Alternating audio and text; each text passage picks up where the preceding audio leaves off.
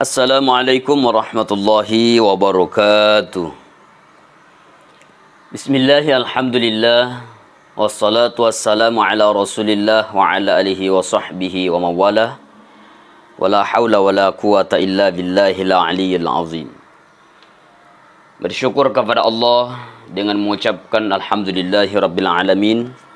Berselawat kepada Nabi sallallahu alaihi wasallam dengan mengucapkan Allahumma salli ala Sayyidina Muhammad. Antara suara azan dengan anjing yang menggonggong, ini suara yang berbeda. Dua suara yang sangat berbeda. Tidak ada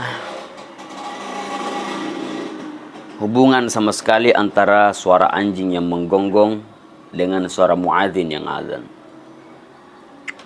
Yang pertama kita ingin bahas, ketika kita tinggal di satu komplek, kemudian di komplek itu semua orang punya anjing.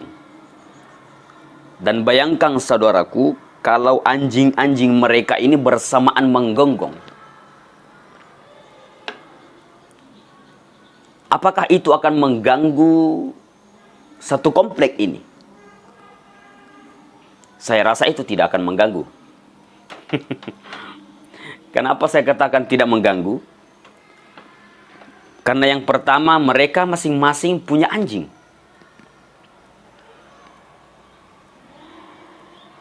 Dan mereka sudah terbiasa dengan suara gonggongan anjing mereka.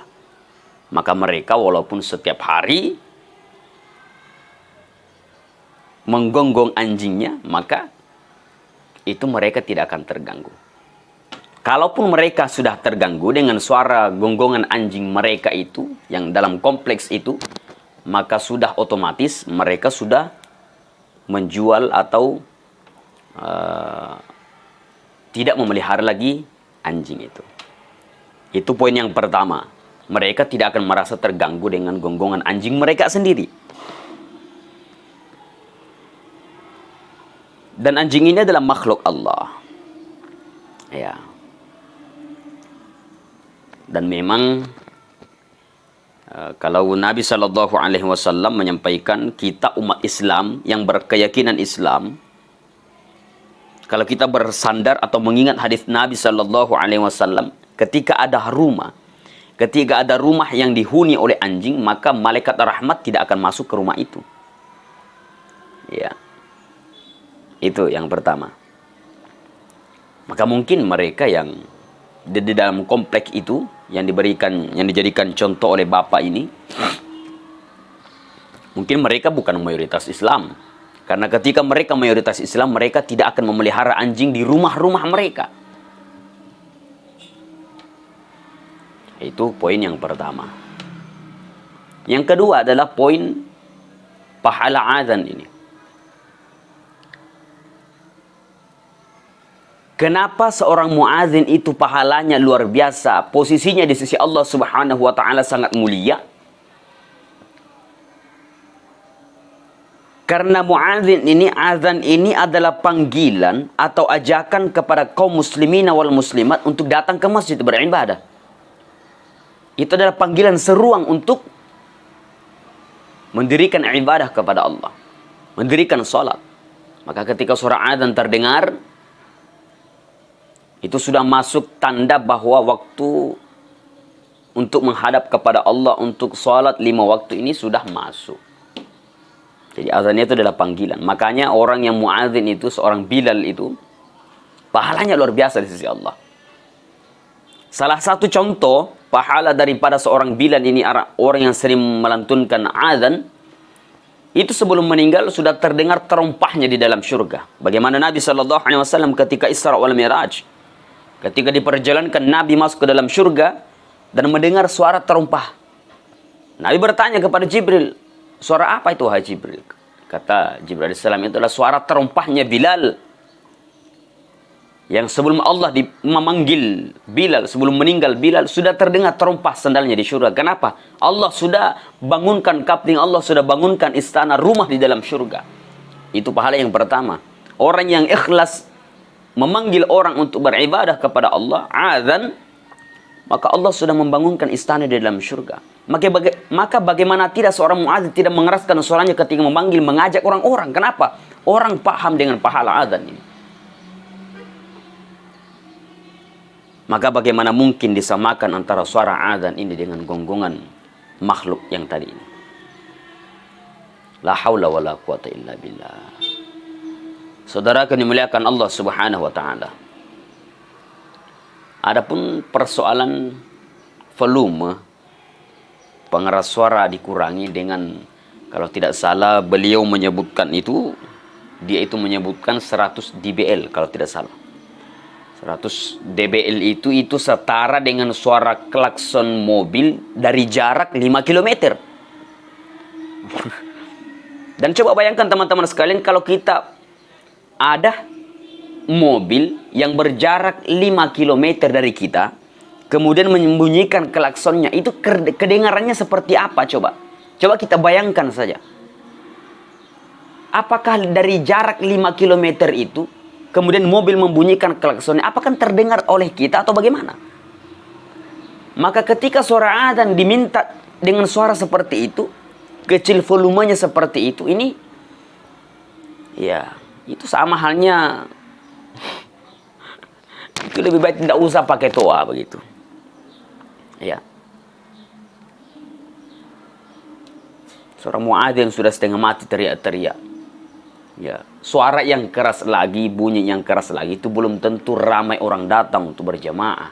Apalagi kalau sudah tidak terdengar suara. Ya, setiap 5 waktu lagi diperdengarkan sebelum masuk azan, ada namanya tarhim, ada namanya salawat-salawat kepada Nabi sallallahu alaihi wasallam. Ya. Itu orang ketika mendengar orang sudah tahu, oh sudah masuk waktu duhur, sudah masuk waktu asar, maghrib, isya dan subuh. Orang sudah mendengarkan lagi pertanda masuk waktu sholat. Kadang-kadang orang tidak goyang dari tempat duduknya. Apalagi kalau tidak ada yang terdengar. Dan coba saudara dimuliakan Allah Subhanahu wa taala, bayangkan saja ketika betul-betul ini terjadi, tidak ada lagi suara bunyi-bunyian salawat-salawat di masjid. Ya.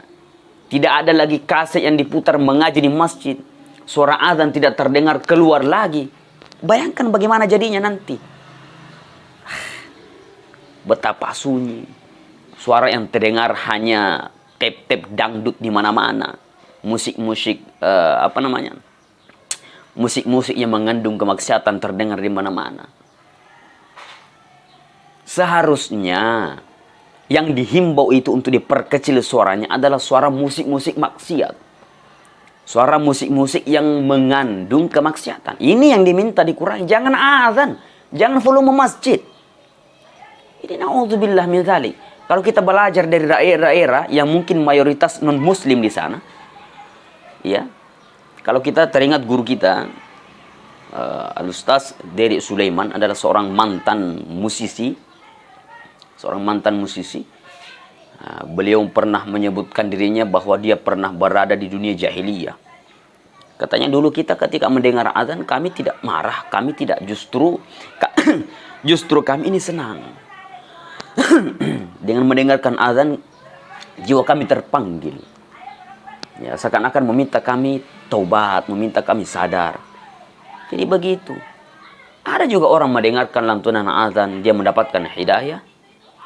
Jadi, saudara dimuliakan Allah Subhanahu wa taala, saya sebagai seorang Bilal sangat bangga menjadi seorang Bilal, seorang muadzin. Karena insya Allah saya pernah mendengar seorang guru berbicara bahwa sebenarnya imam masjid dengan muadzin di masjid itu, kalau dilihat sebenarnya lebih tinggi pahala seorang muadzin daripada seorang imam. Walaupun sama-sama Allah bangunkan istana di dalam surga, tapi nilai derajat seorang muadzin itu lebih tinggi. Kenapa? Asbab dia memanggil orang, mengajak kepada Allah beribadah, sementara imam hanya tinggal memimpin salat. Berbeda dengan muadzin yang harus memanggil dengan suaranya yang dia usahakan sebagus mungkin, iramanya sebagus mungkin, sehingga orang tertarik datang. Maka dengan asbab suaranya orang-orang datang berjamaah. Jadi saudara yang dimuliakan Allah Subhanahu wa taala, semoga muadzin kita ini tetap istiqamah dalam menjalankan tugasnya, ikhlas karena Allah. Sesuatu yang ikhlas karena Allah, maka Allah akan balas dengan sesuatu yang tidak pernah kita sangka sebelumnya. Barangkali inilah yang saya sampaikan. Mudah-mudahan kita semua dilindungi oleh Allah Subhanahu wa taala dari segala marah bahaya yang akan terjadi dalam kehidupan kita. Mudah-mudahan Allah Subhanahu wa taala senantiasa memberikan hidayah kepada orang-orang yang jauh dari agama. Terutama kepada kita, mudah-mudahan Allah memberikan kita hidayah agar tetap istiqamah dalam beribadah, tetap cinta kepada Islam, tetap menjaga toleransi. Mudah-mudahan bermanfaat kepada kita semua. Lebih dan kurangnya mohon dimaafkan. Al-Fakir memohon maaf atas segala kesalahan yang saya sampaikan. Mungkin ada yang tersinggung dengan ucapan saya memohon maaf. Mudah-mudahan Allah Subhanahu wa taala memberikan kita berkah dan rahmat di dalam kehidupan kita. Wabillahi taufiq was sa'adah. Wassalamualaikum warahmatullahi wabarakatuh.